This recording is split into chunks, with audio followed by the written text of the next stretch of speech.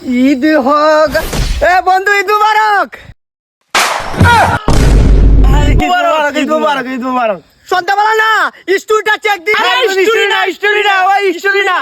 আরে আমার ভাই, তোরা যদি স্টোরিটা দেখা থাকো তাহলে তোদের জানাই ঈদ মুবারক। কি করলি বন্ধু? খালি বলছিলাম বন্ধু ঈদ মুবারক, কি টাইগারটা আর চানাচুরটা দুই বন্ধু ফালায় দিলে।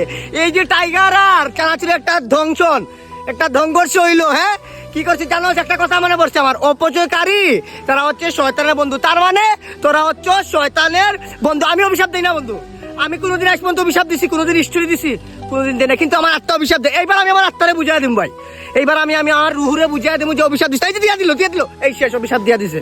আজকে থেকে বন্ধু একটু দেখাশোনা চলিস।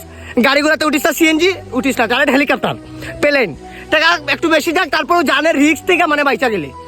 তোদের নিয়ে কত আশা করছিলাম বন্ধু। টাইগার খেলে কি হইতো এমন? আরে বেটা চানাচুর খেলে কি হইতো? 3 দিন বেশি বাঁচতাম, একটু ইস করে দিতাম। ঈদের দিন কত আশা নিয়ে গেছিলাম, টাকাই তো নাই। তোরা একটু ঘুরবি ফিরবি, তোদের সাথে একটু ঘুরতাম আর কি। আর তোরা কি করে দিলি? টাইগারটা চানাচুরটা ফেলাই দিলি। একটা লাইন বলি তোদের জন্য, ঈদের দিন বন্ধুরে দেখা খাবার ফেলায় যারা, সত্যি বলতে বন্ধু না, আসল হলো দুশ্মন তারা। একটা গান বইলা নেই ওই, আমি কত জনের কত কি দিলাম, ঈদের দিনে টাইগার বালানোটা অনেক আঘাত পাইলাম রে বন্ধু, আঘাত পাইলাম।